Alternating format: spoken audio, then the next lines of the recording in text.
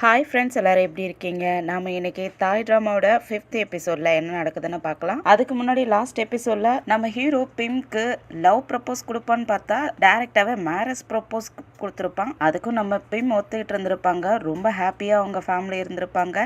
இந்த எபிசோட் ஸ்டார்டிங்லேயே நம்ம பிம் அவங்களுடைய அந்த ரேடியோ ஸ்டேஷனில் வேலை செஞ்சுக்கிட்டு இருக்கக்குள்ள இந்த ரேங்க் அங்கே வந்துடுறா. அங்கே கொஞ்ச நேரம் வெயிட் பண்ணி பார்க்குறா. அவளுக்கு பொறுமையே இழந்து போயிடுது. கொஞ்ச நேரம் கூட வெயிட் பண்ண முடிய மாட்டேங்குது அவளால் உள்ளே போகிறதுக்கு. பார்க்க அங்கே ஆஃபீஸில் ஒர்க் பண்ணுறவங்கள இல்லை, இப்போதைக்கு நீங்கள் உள்ளே போகாதீங்கன்னு சொல்கிறாங்க. ஆனால் இந்த பொண்ணை கேட்பாளா? அடம் பிடிச்சி உள்ளே போகிறேன்ட்டு உள்ளே போய் பார்க்க அவங்க ஆல்ரெடி வியூவர்ஸ் கிட்ட பேசிக்கிட்டு இருக்காங்க. இவ அதை கூட புரிஞ்சிக்காம பிம்கிட்ட போகிறேன்ட்டு உள்ளே போக பார்க்க அங்கே உள்ளவங்கள அவளை பிடிச்சி வைக்கிறாங்க. அதுக்குள்ளே நம்ம ஹீரோயினும் அங்கே முடிச்சுட்டு வெளியே வந்து என்னாச்சு, ஏன் அந்த மாதிரி பண்ணிக்கிட்டு இருக்கேன்னு கேட்க அப்படியே எல்லாருமே ஹோட்டலில் வந்து உட்காந்துருக்காங்க. அவள் பண்ணது என்னவோ தப்பு தான். ஆனால் அந்த பொண்ணு வந்துட்டு நம்ம ஹீரோயின் பிம்மோடைய சீனியர் வந்து அந்த பொண்ணு சத்தம் போட்டுட்டு இருக்கிறதுக்கு அவர் வந்துட்டு நான் எதுவும் பண்ண கிடையாது, நான் அமைதியாக தான் இருந்தேன், உங்கள் ஸ்டாஃப்ஸ் தான் என்னை தேவையில்லாத பிரச்சனை பண்ணிக்கிட்டாங்க, அவங்க பிரச்சனை பண்ணவும் தான் எனக்கும் கோவம் வந்துருச்சு, நான் அந்த மாதிரி நடந்துக்கிட்டேன், ஐம் சாரி அப்படின்ட்டு மன்னிப்பு கேட்க நீ என்னதான் பண்ணியிருந்தாலும் நீ பண்ணது தப்பு தான். ஏன் ஸ்டாஃப்ஸ் சொல்கிறாங்கன்னா அவங்க ஏதோ ஒரு முக்கியமான வேலை இருந்ததால தானே சொல்லியிருக்காங்க. ஆனால் நீ தான் அவங்க கிட்ட ரூடாக நடந்துக்கிட்ட. இன்னைக்கு நீ பண்ண ப்ராப்ளத்தால் நாங்கள் ப்ரோக்ராமே ஸ்டாப் பண்ணிட்டோம். இதால் உனக்கு எந்த பிரச்சனையும் கிடையாது, ஆனால் எங்களுக்கு ரொம்ப பெரிய பிரச்சனை. நீ இன்னைக்கு நடந்துக்கிட்டது பைத்தியக்கரத்தனமாக இருக்குதுன்னு சொல்லி திட்டி விட்டுட்டு அங்கேருந்து போயிடுறாங்க. அவளுக்கு எப்பயும் போல செம்மையாக கோவம் வருது. சண்டை பிடிக்கிறதுக்கு போக பிம் பிடிச்சிக்கிறாங்க. தேவையில்லாத பிரச்சனை பண்ணாத, அவங்க என்னுடைய சீனியர், அவங்கள எனக்கு ரொம்ப பிடிக்கும், அவங்க கிட்ட தேவையில்லாத பிரச்சனை பண்ணாதன்னு சொல்லி அவளை அமைதியாக உட்கார சொல்லிடுறாங்க. சரி அதெல்லாம் விடு, நான் உனக்காக என்ன வாங்கிட்டு வந்திருக்கேன்னு பாருன்னு சொல்லிட்டு ஒரு பெரிய பேக் ஒன்று கொடுக்குறா.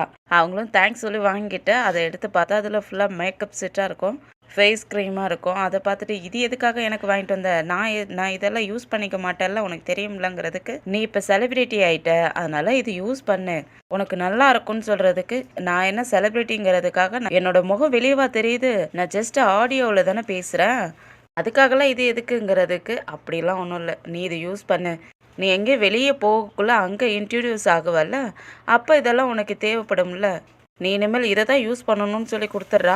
அதுக்கப்புறம் பிம் நீ ஃபியூனரில் பேசிக்கிட்டு இருந்தீங்களே, நீயும் ரகு லவ் பண்ணுறீங்கன்ட்டு உண்மையாலுமா நீங்கள் 2 பேரும் கல்யாணம் பண்ணிக்க போகிறீங்களான்னு கேட்குறதுக்கு ஆமான்னு சொல்ல, என்ன இவ்வளோ சீக்கிரமாக கல்யாணம் பண்ணிக்க போகிறீங்க, நீ எதுவும் ப்ரெக்னெண்ட்டாக இருக்கியான்னு கேட்டுறா. அங்கே உள்ளவங்களுக்கெல்லாம் அப்படியே ஷாக் ஆகிடுது. இவ்வளோ எல்லாரும் முறைச்சி பார்த்துக்கிட்டு இருக்க, நீ என்ன பேசுகிற, அந்த மாதிரிலாம் எதுவும் கிடையாது, தப்பாக பேசாதுன்னு சொல்லிகிட்டு இருக்கக்குள்ளேயே ஹீரோ அங்கே வந்துடுறான். ஹீரோ முதல்ல நம்ம பிம்மோடைய ஃப்ரெண்ட்ஸுங்களை தான் பார்க்குறான். அவங்கக்கிட்ட பிம் எங்கன்னு கேட்க அதோ அங்கே பாரு உட்காந்துருக்கா, யாரோ அவள் ஃப்ரெண்டா அவ கூட தான் உட்காந்து பேசிக்கிட்டு இருக்கான்னு சொல்லிக்கிட்டு இருக்க. அப்போ தான் அவன் பார்க்குறான் இந்த ரேங்க் இருக்கிறத பார்த்த உடனே உனக்கு செம்மையாக கோவமாகுது. அந்த நேரம் பார்த்தா இவளுடைய ஹஸ்பண்டை பற்றி ரொம்ப பெருமையாக பிம் கிட்ட பேசிக்கிட்டு இருக்கா. என் ஹஸ்பண்ட் ரொம்ப பெரிய பணக்காரன், நல்ல வேலை அவனை கல்யாணம் பண்ணிக்கிட்டதால எனக்கு என் செலவுக்கு எந்த ஒரு பிரச்சனையுமே இல்லை, நான் எப்பயுமே ஷாப்பிங் பண்ணிக்கிட்டே இருக்கேன், அவன் எனக்காக பே பண்ணிக்கிட்டே இருக்கான், அவனுடைய டியூட்டி தானே அது, நல்ல வேலை அவனை கல்யாணம் பண்ணிக்கிட்டதால நான் ரொம்ப ஹாப்பியாக இருக்கேன். ஆனால் பிம் நீ ரக்காக என்கிட்ட சப்போர்ட் பண்ணணும்னு நினைக்காதன்னு சொல்லிக்கிட்டு இருக்கக்குள்ளேயே நம்ம ஹீரோ இவங்களுக்கு பக்கத்தில் தானே நின்று கேட்டுட்டு இருக்கான். பிம்னு கூப்பிட இவளுக்கு அப்படியே ஷாக் ஆகிட்டு திரும்பி பார்க்க பிம் சீக்கிரமாக வா போகலாம், நமக்கு டைம் ஆகிடுச்சு, நம்ம போகணும்னு சொல்லி கூப்பிட அவள் அப்படியே பல்லு இழிச்சிக்கிட்டு எங்கே போகிறீங்கன்னு கேட்குறா. உடனே பிம் இருந்துட்டு இல்லை நாங்கள் கோயிலுக்கு போகிறோம், வெட்டிங் டேட்டை ஃபிக்ஸ் பண்ணுறதுக்காக போய்கிட்டு இருக்கோம்னு சொல்ல, ஓ அப்படியா, கங்க்ராச்சுலேஷன் ரக், நான் உனக்காக ஃபாரின்ல இருந்து வரக்குள்ள ஒரு கிஃப்ட் வாங்கிட்டு வந்தேன்னு சொல்லிட்டு கிஃப்ட் பேக்கை எடுத்து கொடுக்குறா. அவன் வாங்கிக்காம இல்லை இது எனக்கு வேண்டாம், இது ரொம்ப எக்ஸ்பென்சிவ், நான் அதை வாங்கிக்க மாட்டேன்னு ரிட்டர்ன் பண்ண அவள் கையை பிடிச்சி இல்லை இதை நீ வாங்கிக்கோன்னு சொல்லி கையை பிடிச்சி கொடுக்க, நீ எனக்காக இதெல்லாம் வாங்கிட்டு வரணுங்கிற அவசியம்லாம் கிடையாது, எனக்கு இது வேண்டாம், நீயே வச்சுக்கன்னு சொல்லிட்டு கையில் கொடுத்துட்றான். கையில் கொடுத்துட்டு பிம் சீக்கிரமாக வரியா, அங்கே நமக்காக எல்டர்ஸ்லாம் வெயிட் பண்ணிகிட்டு இருக்காங்க, நம்ம போய் ஆகணும்னு சொல்லி கூப்பிட அவங்களும் பின்னாடியே போகிறதுக்கு பார்க்க இவன் என்ன பண்ணுறான்னா பிடிச்சி வச்சுட்டு நீலப்பா நம்ம ரொம்ப நாள் கழித்து மீட் பண்ணிட்டோம், நம்ம ஒரு ஹக் கூட பண்ணிக்கலன்னு சொல்லிட்டு அப்படியே ரொம்ப நல்ல பிள்ளைகிட்ட ஹக் பண்ணுற மாதிரி ஹக் பண்ணி அந்த பேக்கை குட்டி பேக்கை நம்ம ஹீரோயினோட பேக்குள்ள போட்டு வச்சிடுறா. அதை எல்லாருமே பார்த்துடுறாங்க. இவ ஒன்றும் தெரியாத மாதிரியே போட்டு விட்டுறா. நம்ம ஹீரோயினும் அதை எடுத்துட்டு ஹீரோ பக்கத்தில் போக ஹீரோ அதில் உள்ள குட்டி பேக்கை வெளியே எடுத்து இதை வாங்கிக்கோன்னு சொல்லி அவன் கையிலே கொடுக்க அவ கண்டுக்காம அப்படியே நிற்க அவள் கையை பிடிச்சி கொடுத்துட்டு அங்கேருந்து போகிறதுக்கு பார்க்குற, ஏன் இந்த மாதிரி பண்ணுற, ஏன் இந்த மாதிரி என் மேலே வெறுப்பை கொட்டுறங்கிறதுக்கு எனக்கு நான் ஆல்ரெடி சொல்லிட்டேன்ல இது வேணான்ட்டு. திரும்பவும் இது என்கிட்ட கொடுத்தே ஆகணும்னு நீ ஏன் பிடிவாதமாக கொடுக்குற? எனக்கு இது வேணான்னா வேணாம். எனக்கு உங்ககிட்ட இருந்து எந்த கிஃப்ட்டும் தேவையில்லைன்னு சொல்கிறதுக்கு நீ இன்னமும் என் மேலே கோவமாக தான் இருக்கியா? அதெல்லாம் நடந்து ரொம்ப நாள் ஆயிடுச்சு. எனக்கும் இப்போ கல்யாணம் ஆயிடுச்சு. நீயும் பிம்மை கல்யாணம் பண்ணிக்க போகிற. நமக்குள்ளே நடந்தது எல்லாமே பாஸ்ட்டு. நீ இன்னும் மறக்கலையா? அதெல்லாம் மறந்துடலாம்லங்கிறதுக்கு நான் ஆல்ரெடி எல்லாத்தையும் மறந்துட்டேன். நீ திரும்ப எனக்கு ஞாபகப்படுத்தணும்னு நினைக்காத. எனக்கு அது இனிமேல் தேவையே படாது. அண்ட் இன்னொன்று சொல்லட்டா, நல்ல வேலை எனக்கு பிம் கிடைச்சிருக்கா. நீ பணத்துக்காக ஒருத்தனை கல்யாணம் பண்ணிக்கிட்ட. நான் லவ்வுக்காக பிம்மை கல்யாணம் பண்ணிக்க போகிறேன். அவள் ஒன்றை மாதிரி என்னைய பணத்துக்காகலாம் கல்யாணம் பண்ணிக்கல, லவ்வுக்காக கல்யாணம் பண்ணிக்கிறா. எனக்கு இதுக்கு மேலே உங்ககிட்ட பேசுறதுக்கு இஷ்டம் இல்லைன்னு சொல்லிட்டு அங்கேருந்து பிம்மை கூட்டிகிட்டு வெளியே வந்துடுறான். அவங்க 2 பேரும் வெளியே போனதுக்கப்புறம் இவளுக்கு செம்மைய கோவம் வந்துடுது. அந்த கிஃப்ட் பேக்கை அப்படியே தூக்கி போட்டுடுறா. தூக்கி போட்டுட்டு பின்னாடியே வெளியே வந்துடுறா. இவங்க 2 பேரும் கார்ல ஏறி கிளம்பிக்கிட்டு இருக்காங்க. இவளும் ஒளிஞ்சிருந்து அவங்கள பார்த்துக்கிட்டு இருக்கா. அது ஆக்சுவலாக புது கார் போல இருக்கு. அந்த புது காரை பார்த்துட்டு, புது கார் வாங்கிட்டானா என்ன, பிம்மை கல்யாணம் பண்ணிக்கிறதுக்காக அப்பா அம்மா வாங்கி கொடுத்துருப்பாங்க அப்படின்ட்டு இப்போவும் அவனை வச்சு பணத்தை வச்சு தான் மதிப்பு போடுறாளே தவிர வேற எதை பற்றியும் யோசிக்க மாட்டேங்கிறா. அதுக்கப்புறம் அடுத்த நாள்லே ரெடி ஆகிக்கிட்டு இருக்கா. 2 பேரும் அவளுக்காக ஹெல்ப் பண்ணிக்கிட்டு இருக்காங்க. நல்லா அழகா கிரீன் கலர் ட்ரெஸ் பண்ணிக்கிட்டு நல்லா மேக்கப் பண்ணிக்கிட்டு இருக்கா. அந்த நேரம் அவள் ஹஸ்பண்ட் வேற ரொம்ப உடஞ்சி போய் வந்து பெட்டில் உட்காருவானா. இவளும் பார்த்துட்டு என்னாச்சு ஏன் இப்படி இருக்கீங்கன்னு கேட்க, அங்கே 2 பேர்த்தையும் வெளியே அனுப்பி விட்டுட்டு இந்த மாதிரி எங்கள் அப்பா இறந்துட்டாருன்னு சொல்ல அவளுக்கும் ஷாக் ஆகுது. எதுக்காக ஷாக் ஆகுதுன்னா, இவ்வளோ நாள் வரைக்கும் ஒரு துக்கம் அனுபவிச்சுக்கிட்டு இருந்தோம், இப்போ இன்னொரு துக்கமா அப்படிங்கிற மாதிரி அழுகிறா. அவள் பேசுகிறத பார்த்தோன்னே அவனுக்கே ஒரு மாதிரி அவ்வளோ கோவமாகுது. ரேங்க் என்ன பேசுகிற, ஏன் இந்த மாதிரி பேசுகிறேன், எங்கள் அப்பா இறந்துட்டாருன்னு சொல்கிறேன், நீ எதை பற்றி பேசுகிறேங்க? ஆமாம், இவ்வளோ நாள் தான் எங்கள் அப்பா இறந்துட்டாருன்னு பிளாக் கலர் ட்ரெஸ்ஸாகவே போட்டுக்கிட்டு இருந்தேன், இப்போ அதுக்குள்ளே திரும்பவும் பிளாக் கலர் ட்ரெஸ் போடணுமா? அவனுக்கு செம்மையாக கோவமாகுது. என்ன ரேங்க் பேசிக்கிட்டு இருக்க? நான் எங்கள் அப்பா இறந்துட்டாருன்னு சொல்லிக்கிட்டு இருக்கேன், நீ அதை பற்றி கவலைப்படாத, உன் ட்ரெஸ்ஸை பற்றி கவலைப்படுற, உன் ட்ரெஸ் கலர் மாறி போகுதுன்னு கவலைப்படுற அப்படின்னு சொல்லி திட்டுறதுக்கு, ஆமாம் இத்தனை நாள் வரைக்கும் எங்கள் அப்பா இறந்துட்டாருன்னு சொல்லிட்டு இப்போ தான் பிளாக் கலர் ட்ரெஸ்ஸே கழட்டிட்டு நான் கலர் ட்ரெஸ் பண்ணியிருக்கேன். அதுவும் இல்லாத பிம்க்கு மேரேஜ் வேறு ஆக போகுது. அவளுக்கு மேரேஜ் டைமில் நான் இந்த மாதிரி திரும்பவும் பிளாக் ட்ரெஸ்ஸே போட்டுக்கிட்டு இருக்கணுமா? நான் இனிமேல் இந்த பிளாக் கலர் ட்ரெஸ்ஸே போட மாட்டேன்னு சொல்லிட்டு கோவப்பட்டு அந்த ட்ரெஸ்ஸெல்லாம் தூக்கி போட்டுட்டு அங்கேருந்து ஓடி போயிடுறா. இவனுக்கு என்ன சொல்கிறதுனே தெரியல. அப்படியே தனியாக உட்காந்துட்டு அழுதுகிட்டு இருக்கான். இவ அப்படியே நம்ம பிம்மை பார்க்கறதுக்காக தான் ஒரு ஹோட்டலுக்கு போயிருக்கா. அங்கே நம்ம பிம் இவளுக்காக வெட்டிங் இன்விடேஷனும் கொடுக்க, அதில் நம்ம ஹீரோயின் ஃபோட்டோஸ் வேற இருக்குமா. அதெல்லாம் பார்த்த உடனே அவளுக்கு கொஞ்சம் ஜலஸும் ஆகுது. ஆனால் அதை காட்டிக்காமலே அப்படியே சிரிச்சுக்கிட்டே பிம்மை ஹக் பண்ணிட்டு ரொம்ப சந்தோஷமா இருக்கு. அதுக்கப்புறம் மேரேஜ் செரமனிக்கு ஏதாவது ஹெல்ப் வேணுமா, நான் எதுவும் உனக்கு ஹெல்ப் பண்ணுமான்னு கேட்குறா. நாங்கள் ரொம்ப சிம்பிளாக தான் பண்ணுறோம், அதனால ரொம்ப பெரிய வேலையெல்லாம் இருக்காதுன்னு சொல்லிக்கிட்டு இருக்க, எங்கள் மேரேஜ் ரொம்ப கிராண்டாக நடந்துச்சு இல்லையா, அதில் என் மாமியார் தான் ரொம்ப கஷ்டப்பட்டாங்க, அவங்களுக்கு அதில் உள்ள வேலையே செஞ்சு ரொம்ப டயர்ட் ஆயிட்டாங்க அப்படின்னு சொல்லிட்டு இருக்கா. அதெல்லாம் ஒன்றும் பிரச்சனை இல்லை, நாங்கள் அந்த அளவுக்கு கிராண்டாலாம் மேரேஜ் பண்ணிக்க போகிறதில்ல, ரொம்ப சிம்பிளாக இருக்க போகுது, ஸோ அதுக்காகலாம் கவலைப்பட தேவையில்லை, நானே பார்த்துக்கிறேன், அப்படியே என் கல்யாணத்துக்கு உன் ஹஸ்பண்டையும் கூப்பிடுன்னு சொல்லிக்கிட்டு இருக்க. எனக்கு தெரியல அவன் வருவானா இல்லையான்னு தெரியல, அவங்க அப்பா வேற இறந்துட்டாங்க அப்படின்னு சொல்லவும் அவங்களுக்கு ஷாக் ஆகிடுது. என்ன சொல்கிற, இறந்துட்டாங்களா, எப்போ இறந்தாங்கன்னு கேட்குறதுக்கு காலையில் தான் சொல்கிறா. ரங் காலையில் தான் இறந்துட்டாங்களா, அப்போனா நீ இங்கே என்ன பண்ணிக்கிட்டு இருக்க, வா போகலாம், உனக்கு நான் ஏதாவது ஹெல்ப் பண்ணுறேன், வா போகலான்னு சொல்லி கூப்பிட. இல்லை அதெல்லாம் ஒன்றும் தேவையில்ல, நீயே ஆல்ரெடி பிஸியாக இருப்ப, உனக்கு எது டைம் அங்கே வர்றதுக்கெலாம், அதெல்லாம் அங்கெல்லாம் போக வேணாம், டெத்துக்கெல்லாம் போனால் செம்மையாக போர் அடிக்கும், அங்கெல்லாம் போக வேணாங்கிறா. அப்படியே ஏதாவது ஃபுட் ஆர்டர் பண்ணலான்னு சொல்லிட்டு ஆர்டரும் பண்ணிக்கிட்டு இருக்கா. நம்ம ஹீரோயினுக்கா இவ ஏன் இப்படி நடந்துக்கிறா அப்படிங்கிற மாதிரி பார்த்துக்கிட்டு இருக்காங்க. அப்படியே ரேங்க் மாமனாரோடைய ஃபியூனரில் தான் காட்டுறாங்க. ஆக்சுவலாக அவள் ஹஸ்பண்ட் மட்டும்தான் தனியாக உட்காந்துருக்கான். அவளுக்காக ஒரு சேரை ஒதுக்கியிருக்கு, ஆனால் அந்த சேரில் யாருமே இல்லை, அவன் மட்டும் தனியாக உட்காந்துருக்கான். அந்த காலியான சேரை பார்த்துக்கிட்டே ரொம்ப சோகமாக வந்து உட்காந்துருக்கான். அதுக்கப்புறம் ஃபியூனர்லாம் முடிஞ்சதுக்கப்புறம் இப்போ அவன் ஒய்ஃபை பற்றி அவன் கண்டுக்கிறதே இல்லை. என்ன பண்ணிடுறான்னா, அவனுடைய ஆஃபீஸில் ஒரு பெரிய பார்ட்டியும் ஒன்று நடத்துகிறான். அந்த பார்ட்டியில் இவன் அவனுடைய அசிஸ்டண்ட்டை பார்ட்னராக கூட்டிகிட்டு போய்கிட்டு இருக்கான். அப்போ இவன் ஒய்ஃப்னு அவன் கூடயே இருக்கிறதே இல்லை போல இருக்குது. இங்கே அப்படியே நம்ம ரேங்கை தான் கட்டுறாங்க. அவளுடைய பியூட்டியை மெயின்டைன் பண்ணுங்கிறதுக்காக மார்னிங் சன்லைட்டில் அப்படியே மசாஜ் எல்லாம் பண்ணிக்கிட்டு ரொம்ப ஹாப்பியாக இருந்துக்கிட்டு இருக்கா. அவனுக்கா செம்மையாக கோவம் ஆயிடுது. நீ என்ன பண்ணிக்கிட்டு இருக்க, எங்க அப்பாவுடைய ஃபியூனலுக்கும் நீ வரல, என்னுடைய பிஸ்னஸ் பார்ட்டிக்கும் நான் உன்னை கூப்பிட்டு நீ அங்கேயே வரல. எப்ப பாரு ஷாப்பிங் பண்ற, இந்த மாதிரி ஏதாவது ஒன்று பண்ணிக்கிட்டு இருக்க. எனக்கு நீ பிஸ்னஸ்க்கு ஹெல்ப் பண்ணவே மாட்டேங்கிறேன்னு சொல்லிட்டு கேட்கறதுக்கு நான் உன் பொண்டாட்டி. நீ என்னை மேரேஜ் பண்ணிக்கிட்ட. ஸோ இதெல்லாம் நீ எனக்காக பண்ண வேண்டியது கடமை. எனக்கு நீ கூப்பிடுற இடத்துக்கெல்லாம் என்னாலலாம் வர முடியாது. அதெல்லாம் எனக்கு இன்ட்ரெஸ்டே இல்லைன்னு இருக்கா. அப்படியே நம்ம பீமா தான் காட்டுறாங்க. அவங்க அவங்க அவங்களுடைய வேலையை வழக்கம் போல பார்த்துக்கிட்டு இருக்க. அப்போ ஹீரோ அவங்களுக்கு நானும் என் ஃப்ரெண்டும் வரோன்னு சொல்லிட்டு மெசேஜ் அனுப்பிடுறாப்பான். அதை பார்த்துட்டு அதை அவங்க கிட்ட சொல்ல அவங்க உள்ளவங்க எல்லாருமே உடனே மேக்கப் பண்ண ஆரம்பிச்சிடுறாங்க. நம்ம பிம்கோ ஒன்றும் புரியல, இவங்கெல்லாம் என்ன பண்ணிக்கிட்டு இருக்காங்க அப்படின்னு முழிச்சிட்டு பார்த்துக்கிட்டு இருக்க.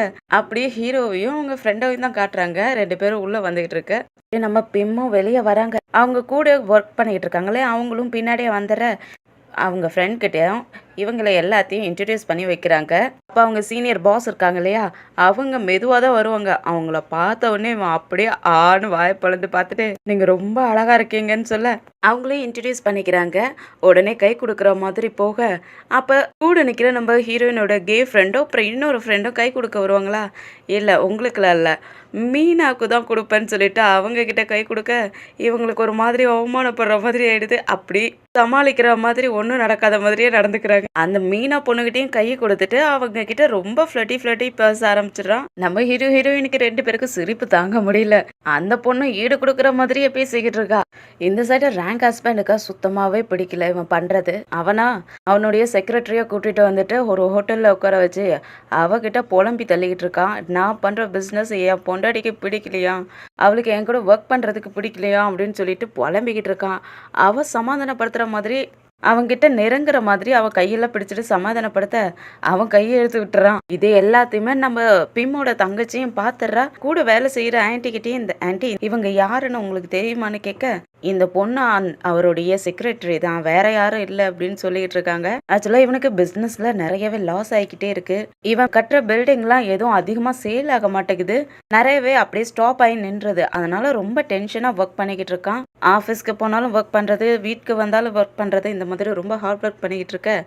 அந்த சமயத்துல இந்த ரேங்க் வேற எப்ப பார்த்தாலும் ஷாப்பிங் பண்றதுக்காக திரும்பவும் காலையில எழுந்திரிச்ச உடனே கிளம்ப ஆரம்பிச்சிடறான். அவனுக்கு செம்ம டென்ஷன் ஆயிடுது. எங்க போறேன்னு கேட்க நான் ஷாப்பிங் போறேன்னு கிளம்ப அவனுக்கு கோவம் வந்துடுது. நீ என்ன ஷாப்பிங் பண்ணிக்கிட்டு இருக்க, எனக்கு இப்போ ஃபைனான்ஸ்ல எவ்வளோ ப்ராப்ளம் நடந்துகிட்டு இருக்குது, பிஸ்னஸ் வேற நிறையவே லாஸ் ஆகிக்கிட்டு இருக்கு, ஏன் இந்த மாதிரி பண்றங்கிறதுக்கு ஏன் இன்னைக்கு என் மேல கோவப்படுறீங்க, எனக்கு அதுக்கு என்ன சம்மந்தம் இருக்கு, நீங்க சம்பாதிக்க வேண்டியது உங்களுடைய கடமை, நீங்க தான் அதை பார்த்துக்கணும் அப்படிங்கிற மாதிரி சொல்லிட்டு நான் கிளம்புறேன்ட்டு அங்கேருந்து கிளம்பலாம். அவனுக்கு செம்மையா கோவமாகுது. அங்கே அவங்க 2 பேரும் எடுத்துக்கிட்ட ஃபோட்டோ இருக்குமா, அந்த ஃபோட்டோ எடுத்து போத்துன்னு போட்டு உடச்சிட்றான். அந்த நேரம் பார்த்து அவனுடைய செக்ரட்டரி அவனுக்காக ஒரு கோட் எடுத்துட்டு வந்துட்டு இருக்கா. அவ பார்த்த உடனே ஷாக் ஆயிடுறா. ஆனா இவ எந்த ஒரு சலனமும் இல்லாத ரொம்ப சாதாரணமா பார்த்துட்டு சிரிச்சுட்டு அந்த செக்ரட்டரி கிட்ட என் ஹஸ்பண்ட் நீ பார்த்துக்குன்னு சொல்லிட்டு போறா. அதனாலேயே இவ என்ன பண்றான்னா அவன்கிட்ட அட்வான்டேஜ் எடுத்துக்கலான்னு பாக்குறா. அவனை செட்யூஸ் பண்ற மாதிரி எல்லாம் பேசிக்கிட்டு நான் எப்பவுமே உங்களுக்காக காத்துக்கிட்டு இருக்கேன் அந்த மாதிரி எல்லாம் பேசிக்கிட்டு இருக்காளா. அவனுக்கு இவ பண்றதும் பிடிக்கல, அவன் ஒய்ஃப் பண்றதும் பிடிக்கல. எனக்கு எதுவும் தேவையில்ல, என்னுடைய ட்ரெஸ்ஸிங் விஷயத்த நானே பார்த்துக்கிறேன், நீ எனக்கு ஹெல்ப் பண்ணணும்னு அவசியம் இல்லை, நீ போலான்னு சொல்லி அனுப்பி விட்டுறான். இந்த ரேங்க் வெளியே வந்தவ அவங்க அம்மா வீட்டுக்கு தான் வந்திருக்கா. இப்பயும் ஒரு புது ஜுவல்லர்ஸை பை பண்ணிட்டு வந்திருக்கா. அதை வியர் பண்ணிட்டு அவங்க அம்மா கிட்டையும் காட்டிக்கிட்டு இருக்கா. அம்மா இது எப்படி இருக்கு, ரொம்ப எக்ஸ்பென்சிவா இருக்குது, ஆனா ரொம்ப அழகா இருக்குல்ல, நான் இதை பிம்மோட கல்யாணத்துக்காக போட்டுக்கிறதுக்காக வாங்கியிருக்கம்மா அப்படின்னு சொல்லிட்டு இருக்கா. அவங்க அம்மா ஆக்சுவலாக அவங்க அப்பா இறந்ததுல இருந்து ரொம்பவே உடஞ்சி போயிட்டாங்க, ரொம்ப உடம்பு சரியில்லாத இருக்காங்க, அவங்களால உட்கார கூட முடியல, அந்த அளவுக்கு ரொம்ப கஷ்டப்பட்டுட்டு இருக்காங்க. அதை கூட அவ கண்டுக்காம அந்த நகைகள்லாம் போட்டு போட்டு பார்த்துக்கிட்டு இருக்கா. அப்போ அவங்க அம்மாவும் கேட்குறாங்க, ஏமா ரொம்ப செலவு பண்றேன்னு கேள்விப்படுறேன், உன் ஹஸ்பண்ட் ரொம்ப கம்ப்ளைண்ட் பண்ணிக்கிட்டு இருக்காரு, நீ அந்த மாதிரி செலவு பண்ற, நீ இப்படி எக்ஸ்பென்சிவா நகையெல்லாம் வாங்கிக்கிட்டு இருந்தீன்னா அவர் ஏதாவது பே பண்ணாத போயிட்டாருன்னா அப்புறம் நீ என்ன பண்ணுவேன்னு கேட்கறதுக்கு, அவர் பே பண்ணலான்னா என்னம்மா, நீங்க எனக்காக பே பண்ண மாட்டீங்களா, நீங்க எனக்காக பணத்தை கட்டுங்க அப்படின்னு சொல்லிக்கிட்டு இருக்கா. அவங்களுக்கு மனசே தாங்கிக்க முடியல. சரி நான் வாஷ்ரூம் போறேன்ட்டு அவங்க வேலைக்கார பொண்ணுகிட்ட சொல்ல அவங்களும் கூட்டிட்டு போறாங்க. ஆனா அந்த ரேங்க் இருந்துட்டு என்ன சொல்றான்னா, ஏய் நீ இங்க இரு, அம்மாவை உங்க அம்மாவை கூட்டிட்டு போக சொல்லுன்னு சொல்லிட்டு அந்த பொண்ணை நிப்பாட்டி விட்டுறா. அவங்களும் வாஷ்ரூம் போனதுக்கு அப்புறம் கொஞ்ச நேரம் இங்க இருந்துட்டு வரேன், நீ வெளியே கொஞ்ச நேரம் போயிட்டு வா அப்படின்னு சொல்லிட்டு வெளியே அனுப்பி விட்டுறாங்க. அந்த லேடியை வெளியே அனுப்பிவிட்டதுக்கு அப்புறம் இவங்களால தாங்கிக்கவே முடியல, ரொம்ப அழறாங்க. மனசு தாங்கிக்க முடியாத அழுதுகிட்டே, பொண்ணு தெரியாம இப்படி வளர்த்துட்டேன், அவ ரொம்ப மோசமா வளர்ந்து நிக்கிறா, நானும் அவள் பக்கத்தில் இல்லைன்னா அவள் என்ன ஆகுவான்னு தெரியலையேன்னு சொல்லிட்டு அழுதுகிட்டே இருந்தவங்க அப்படியே நெஞ்சு வலி வந்து அப்படியே கீழே விழுந்து மயங்கி போயிடுறாங்க. அங்க வெளியே போனாங்களா அந்த லேடியும் உள்ள வந்து பாக்குறாங்க, இவங்க மயங்கி கிடக்குறாங்க. அதுக்கப்புறம் சத்தம் போட்டு எல்லாரும் கூப்பிட்டு அதுக்கப்புறம் தான் அந்த ரேங்க்கும் அந்த பொண்ணும் ஒடியறாங்க. அவளும் அம்மா எழுந்திரிங்க எழுந்திரிங்கன்னு சொல்ல அவங்க மயக்கத்துல இருக்கிறதால எழுந்திரிக்கவே இல்லை. ஆம்புலன்ஸ்க்கு கால் பண்ணி என்ன பண்ணிக்கிட்டு இருக்க, சீக்கிரம் போன்னு சொல்லி அனுப்பி விட்டுட்டு ஆண்டி என்ன நடந்துச்சு என்னாச்சுன்னு கேட்கறதுக்கு எனக்கு என்ன தெரியும், என்னை வெளியே அனுப்பி வச்சிருந்தாங்க, நான் வெளியே தான் நின்றுகிட்டு இருந்தேன். அப்படியே அவங்க அம்மாவை ஹாஸ்பிட்டல்லே அட்மிட் பண்ணிடுறாங்க. கொஞ்ச நேரம் வரைக்கும் அவங்க அம்மா கூட தான் இருக்கா. கொஞ்ச நேரத்திலேயே நான் இங்கேருந்து கிளம்புறேன், நீங்கள் 2 பேரும் அம்மாவை பார்த்துக்கங்க, எதாக இருந்தாலும் எனக்கு கால் பண்ணுங்கன்னு சொல்லிட்டு கிளம்புறா. நீங்கள் அம்மாவை பார்த்துக்காத எங்கே போகிறீங்கன்னு கேட்க, அதை நீங்கள் 2 பேர் இருக்கீங்களா, நீங்கள் 2 பேரும் அம்மாவை பார்த்துக்கங்க, அது இல்லாத நர்ஸ் வேற வருவாங்க, அவங்களும் பார்த்துக்குவாங்க, எதுவும் அர்ஜென்ட் மேட்டராக இருந்தால் மட்டும் எனக்கு கால் பண்ணி சொல்லுங்கள், நான் என்னுடைய ஃப்ரெண்டோட வெட்டிங்க்கு தான் போகிறேன், எதாக இருந்தாலும் எனக்கு கால் பண்ணுங்க ஆண்டி, எங்கள் அம்மாவை நல்லபடியாக பார்த்துக்குங்க அப்படின்ட்டு அவங்க அம்மா கிட்டே, அம்மா இப்போ நீங்கள் பெட்டராக தானே ஃபீல் பண்ணுறீங்க, நீங்கள் சீக்கிரமாகவே நல்லா ஆயிடணும் அப்படின்னு சொல்லிட்டு அவங்க அம்மாவுக்கும் கிஸ் பண்ணிவிட்டு அங்கேருந்து கிளம்பிடுறா. அந்த ஆன்ட்டியோட பொண்ணுக்கு சுத்தமாகவே இவ பண்ணுறது பிடிக்கல. என்னம்மா இந்த பொண்ணு இப்படி பண்ணிக்கிட்டு இருக்கா, அவங்க அம்மா உடம்பு சரியில்லாத இருக்காங்க, ஹாஸ்பிட்டலில் அட்மிட் பண்ணியிருக்கிறோம், கொஞ்சம் கூட பொறுப்பே இல்லாத நம்மளை பார்த்துக்க சொல்லிட்டு இவ பாட்டுக்கும் போய்கிட்டு இருக்கா, உங்களுக்கு புரியலையே இந்த பொண்ணு ஏன் இப்படி பண்ணிட்டு இருக்கான்னு சண்டை போட்டுட்டு இருக்க. அவங்க அம்மா தான் சமாதானப்படுத்துறாங்க, இல்லை விடு, அந்த பொண்ணு ஃப்ரீயாக இருந்து பழக்கப்பட்டவ, அதனால தான் இப்படி நடந்துக்கிறா, நம்ம பார்த்துக்கலாம் விடுன்னு சொல்லி சமாதானப்படுத்துறாங்க. அதே சமயம் இந்த ரேங்க் என்ன பண்ணுறான்னா நல்லா திரும்பவும் எக்ஸ்பென்சிவான பொருளெல்லாம் வாங்கி வச்சுக்கிட்டு மேக்கப் பண்ணிக்கிட்டு இருக்க. அந்த இடத்துக்கு அவள் ஹஸ்பண்ட் வரான். ஆக்சுவலாக இப்போ அவள் அம்மா வந்து உடம்பு சரியில்லாத ஹாஸ்பிட்டலில் அட்மிட் பண்ணியிருக்காங்க இல்லையா, அதுக்கு உண்டான செலவு எல்லாமே இவனுக்கு தான் அந்த பில்லெல்லாம் அனுப்பி வச்சிருக்கா. அதனால செம்மையா கோவமாயிட்டு, இது என்ன பில்லு எனக்கு அனுப்பி வச்சிருக்க, உங்க அம்மாவுடைய ஹாஸ்பிட்டல் பில்லை நான் எதுக்கு கட்டணும், எதுக்காக நீ எனக்கு அனுப்பி வச்சேன்னு கேட்கறதுக்கு, நீ என்னுடைய ஹஸ்பண்ட், அதனால நீ என்னுடைய பேரண்ட்ஸ்க்கு இந்த ஹாஸ்பிட்டல் பில் கட்டுறதுல என்ன தப்பு இருக்கு, நீ பண்ணி தான் ஆகணும்னு சொல்ற. அப்பனா நான் உன்கிட்ட கேட்டேன்ல பில்டிங் சேல் பண்றதுக்காக நீ கொஞ்சம் எனக்கு ஹெல்ப் பண்ணுன்னு சொல்லி, ஆனா நீ அப்ப வந்தியா இல்ல எங்க அப்பா இறந்ததுக்கு நீ வந்தியா, இதுக்குமே நீ கலந்துக்க மாட்டேங்கிற. ஆனா எனக்கு மட்டும் உங்கள் அப்பா அம்மாவுடைய பில்லெல்லாம் நான் பே பண்ணணும், உங்கள் வீட்டுக்காக நான் எல்லாத்தையும் பார்த்துக்கணுமா, நீ மட்டும் எக்ஸ்பென்சிவான திங்ஸாக நிறைய வாங்கிக்கிட்டு இருப்ப, இன்னைக்கு நான் எவ்வளோ லாஸ் ஆகி நிற்கிறேன்னு தெரியுமா, இதெல்லாம் யார் காரணம், நீதான் சொல்லிட்டு அவளை வச்சு தள்ளிவிட அவளுக்கு ஒரு மாதிரி கோவம் ஆயிடுது, ஓங்கி பல்லாருன்னு அரைஞ்சிடுறா. அவனும் கோவமாயிட்டு அரைகிறதுக்கு வர அப்படியே ஸ்டாப் ஆயிடுது. அப்படியே இந்த எபிசோடு முடிஞ்சு போயிடுது. அடுத்த எபிசோட்ல இன்னும் என்னென்ன வில்லங்கத்தெல்லாம் கொண்டு வர போறா, இன்னும் நம்ம ஹீரோயினுக்கு கல்யாணம் வேற நடக்க போகுது, அதுல எல்லாம் இன்னும் என்னென்ன பிரச்சனையெல்லாம் பண்ண போறேன்ட்டு நம்ம அடுத்தடுத்த எபிசோட்ல வெயிட் பண்ணி பார்க்கலாம். இந்த வீடியோ பிடிச்சிருந்துச்சுன்னா லைக் பண்ணுங்க, உங்க ஃப்ரெண்ட்ஸ் அண்ட் ஃபேமிலிக்கு ஷேர் பண்ணுங்க, அப்படியே நம்ம சேனலை சப்ஸ்கிரைப் பண்ணி பெல் ஐக்கனை கிளிக் பண்ணி வச்சுக்கோங்க. அடுத்த எபிசோட்ல சந்திக்கிற வரைக்கும் பாய் அண்ட் தேங்க்யூ.